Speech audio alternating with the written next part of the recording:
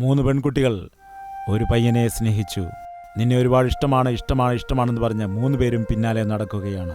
ഇപ്പോൾ ഈ 3 പേരിൽ ആരെയാണ് സ്നേഹിക്കേണ്ടത്? ഈ സമയത്ത് അവനൊരു അപകടം സംഭവിച്ചു. ആശുപത്രിയിൽ അഡ്മിറ്റായി. കണ്ണിന്റെ കാഴ്ച പോയി. ആക്സിഡന്റ് സംഭവിച്ചുവെന്നറിഞ്ഞ് 1ാമത്തെ പെൺകുട്ടിക്ക് മനസ്സിലായി. അവൾ ഓടി വരുവാനിടയായി. വന്ന ശേഷമാണ് അവൾ മനസ്സിലാക്കിയത് അവൻ്റെ കണ്ണിന്റെ കാഴ്ച പോയി എന്ന്. അവൻ്റെ അടുത്ത് പോയിരുന്നു, അവൻ്റെ കയ്യിൽ പിടിച്ചു.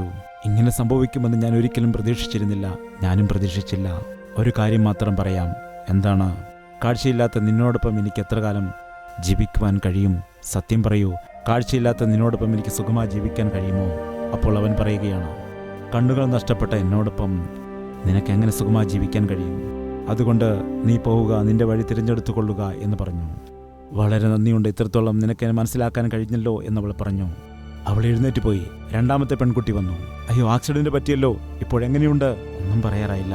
കണ്ണിന്റെ മുകളിലുള്ള കെട്ടെന്താണ്? കണ്ണുകൾ നഷ്ടമായി. നിന്റെ കണ്ണുകൾ കണ്ടുകൊണ്ടാണല്ലോ ഞാൻ നിന്നെ ഇത്രത്തോളം ഇഷ്ടപ്പെട്ടത്. ഇപ്പോൾ നിനക്ക് കാഴ്ചയില്ലെന്ന് കേൾക്കുമ്പോൾ ഞാൻ ഇനി എന്തു ചെയ്യണം? എന്താണ് ഞാൻ പറയേണ്ടത്? കാഴ്ച നഷ്ടപ്പെട്ട എന്നെ സ്നേഹിക്കാൻ കഴിയുമോ? എന്നോടൊപ്പം നീ ജീവിക്കുമോ? ഇങ്ങനെ അവൻ ചോദിച്ചുകൊണ്ടേയിരിക്കുകയാണ്. മറുവശത്തുനിന്ന് മറുപടിയൊന്നും കേൾക്കുന്നില്ല. എന്താണ് മൗനമായിരിക്കുന്നത്? കാഴ്ച നഷ്ടപ്പെട്ടല്ലോ എന്ന് പറഞ്ഞ് ചിന്തിക്കുകയാണോ? എവിടെയാണ്? അവളെപ്പോഴും എഴുന്നേറ്റ് പോയി. അവൻ വെറുതെ സംസാരിക്കുകയാണ്. 3ാമത്തെ പെൺകുട്ടി ഓടി വരുവാനിടയായി. അവൻ്റെ മേൽ വീണ് കിടന്ന് കരഞ്ഞു. അയ്യോ, അപകടം സംഭവിച്ചെന്നറിഞ്ഞു. അതെ, കണ്ണിലെ കെട്ടെന്താണ്? കണ്ണുകൾ നഷ്ടമായി. അയ്യോ, നിന്റെ കാഴ്ച നഷ്ടപ്പെട്ടോ?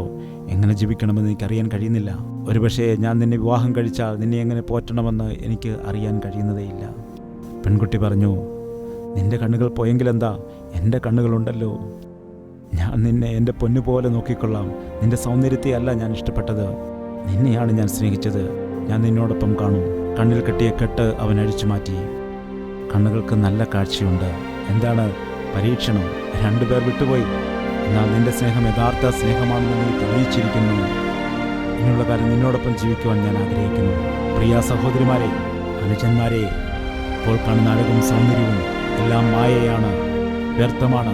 ഒരുപക്ഷെ നീ സൗന്ദര്യത്തെ സ്നേഹിച്ചാൽ കുറെ കഴിഞ്ഞ സൗന്ദര്യം മാറിപ്പോയേക്കാം. രോഗം കാരണം അത് നശിച്ചു പോയേക്കാം. അപ്പോൾ നീ എന്തു ചെയ്യും? സൗന്ദര്യത്തെ സ്നേഹിച്ചതുകൊണ്ട് ആ പെൺകുട്ടിയെ നീ ഉപേക്ഷിച്ച് അവളെ അനാഥയാക്കിയിട്ട് പോകും. ഭർത്താവെ, ഭാര്യയുടെ സൗന്ദര്യത്തെ സ്നേഹിക്കരുത്, ഭാര്യ എന്ന വ്യക്തിയെ സ്നേഹിക്കുക. ഭാര്യമാരെ, ഭർത്താവിൻ്റെ വരുമാനത്തെയല്ല നിങ്ങൾ ഇഷ്ടപ്പെടേണ്ടത്, ഭർത്താവ് എന്ന വ്യക്തിയെ നിങ്ങൾ സ്നേഹിക്കുക. ആ സ്ഥാനത്തെ ബഹുമാനിക്കുക. നിങ്ങളുടെ ഹൃദയത്തിൽ ദൈവത്തിൻ്റെ സ്നേഹത്തിന് സ്ഥാനം കൊടുക്കുക. ദൈവത്തിന് 1ാം സ്ഥാനം കൊടുക്കുക. മറ്റുള്ളവർക്കല്ല നിങ്ങളുടെ ജീവിതത്തിൽ സ്ഥാനം കൊടുക്കേണ്ടത്.